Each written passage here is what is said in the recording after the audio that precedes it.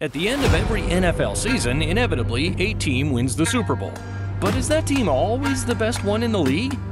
Okay, if a team wins the Super Bowl, they're obviously great. But some of these champions, they're just okay. Sometimes it's a team that actually cheated. But the worst team to ever win a Super Bowl? It's the only team to also have a negative point differential that season. So who are these mediocre champions? This is the Gridiron. 2001 New England Patriots. Of the worst 3 teams to ever win the Super Bowl, one of them is surprisingly the 2001 New England Patriots. Yes, that team won the first Super Bowl of the Patriots dynasty, but that was the year Brady was thrust into the starting position. Just the year before, he was drafted 199th overall. You know Brady now, but no one knew him back then. It's difficult to picture, but think about it like this. Who was drafted 199th in the last few drafts? Right, without looking it up, you have no idea. Even if you look it up, it's probably the first time you have come across that name. Imagine the 2001 Patriots. Their best player was Drew Bledsoe. He got injured and was out.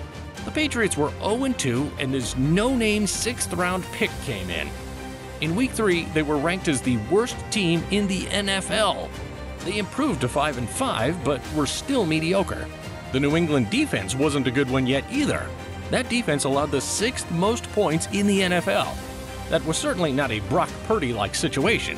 They did not have many offensive weapons or a top defense. They got some wins in the latter half of the season, mostly against poor teams. They won the division and in the playoffs caught a few breaks, most notably the tuck rule. Originally called a fumble, this call was overturned and called an incomplete pass. Without that lucky call, the Pats would have lost the ball and the game. Instead, they moved into field goal range, tied it, and later won it in overtime. New England made the Super Bowl as massive underdogs against Kurt Warner's greatest show on turf, but that Patriots team squeaked out a low-scoring game that they had no business winning.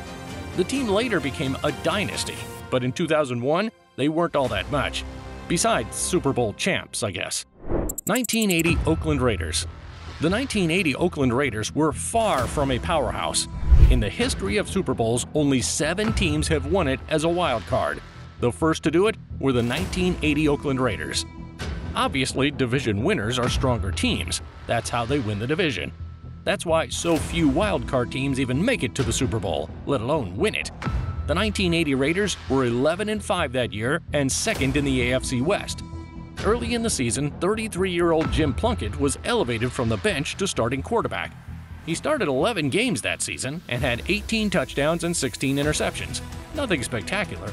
A great way to describe those Raiders. The offense was 16th in yards gained, middle of the pack. In terms of the defense, they were all over the map. 5th best in passing touchdowns allowed, but 19th in passing yards allowed. 5th best in rushing yards allowed, but 22nd in rushing touchdowns allowed. An easy strategy to beat them would be mostly pass until getting to the red zone, and then run it in for the score. But there was one thing they used to their full advantage: stick 'em. The 1980 Raiders were number 1 in takeaways, mainly thanks to their cornerback Lester Hayes. He had a league-high 13 interceptions on the season and 18 interceptions total in their 20-game run. Hayes would not only use stick 'em on his hands, as it was legal, but he put it all over his body. That way, if the ball touched him at all, he had a big advantage in gaining possession. There were times when even receivers would stick to him after bumping into him. The very next year, after Lester Hayes and his sticky-picky year, stick-'em was banned. A big reason this team was so successful the year prior. 2011 Giants. But the worst team to ever win the Super Bowl had to be the 2011 Giants. They were the only Super Bowl winning team to have a negative point differential in the regular season. -6.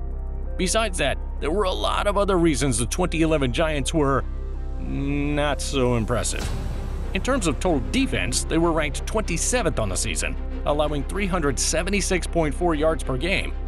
Their rushing offense was dead last, 1,427 yards the whole season. They only had 2 Pro Bowlers on the team, Eli Manning and Jason Pierre-Paul. Even JPP could count the number of Pro Bowlers they had on one hand.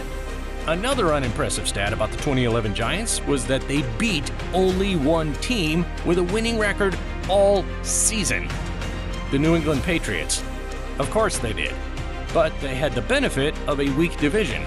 Two 500 teams in the Cowboys and Eagles, and a 5-win Washington team, whom the Giants actually lost to twice.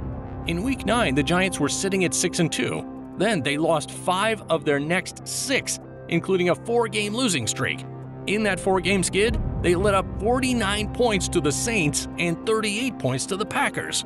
This team was getting out of control, but they finished the season strong, won their last 2 games, and looked to begin turning things around. Could the 9-7 Giants make noise in the playoffs? Getting hot at the right time. In the game of football, momentum is a real thing. Teams that are on a hot streak entering the playoffs should be feared more than teams with high seeding. Despite the poorly ranked defense, the D-line, consisting of JPP, Justin Tuck, and Osi Umenyiora, was tied for 3rd in sacks in the regular season with 48. And despite the non-existent rushing attack, Eli Manning had his best season ever. He had some clutch performances. He passed for 29 touchdowns, his 4th most in a season, and only had 16 interceptions, one of his lower season totals. This was also Victor Cruz's breakout season, including his insane 99-yard touchdown catch against the Jets in their second-to-last game of the season. That offensive line was also a strong one, 7th best in sacks allowed. The key was the O-line and D-line clicking. Football is a game won in the trenches. With good protection, Eli could go through all his reads and had a favorite receiver in Cruz. This team was set up perfectly for the passing league we have today. Still, even if your team gets on a hot streak and isn't the most talented, you're going to need some luck. They did stomp out the Falcons 24-2 in the wildcard round and handled the Packers 37-20 in the divisional round. But the NFC Championship game was against the 13-3 San Francisco 49ers, who had beaten them earlier in the year, and by all accounts, were the better team. But luck struck for the Giants at the right time. They capitalized on 2 fumbles by the punt returner on the Niners, took the game to overtime, snuck away with a 20-17 victory, and stamped themselves a trip to the Super Bowl, only to face another 13-3 team, the juggernaut of the New England Patriots. If that wasn't bad enough, a bitter taste was on the tongues of every Patriot from the Giants having beaten them in the Super Bowl a few years earlier.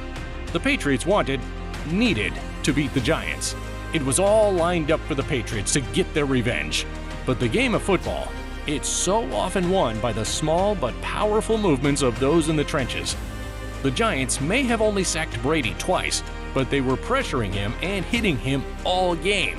In fact, the Patriots' first play on offense was backed up in their own end zone, and Brady, seeing the Giants' D-line closing in on him, launched a pass where no one was in the neighborhood.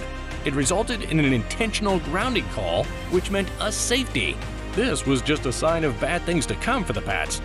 The Giants got in Brady's face just enough times, and at just the right times.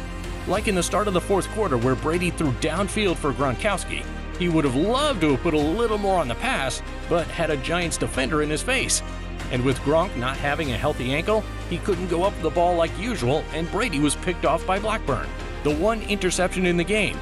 The Giants also kept getting lucky. 2 different times they fumbled, and both times they managed to jump back on the ball to avoid disaster. The Patriots, meanwhile, didn't have luck on their side. Up 17-15 and trying to close the game out, Brady threw to a wide-open Wes Welker, who inexplicably dropped the ball. This left the window open for the Giants, allowing for the Manning to Manningham connection down the sideline and helping the Giants win that Super Bowl.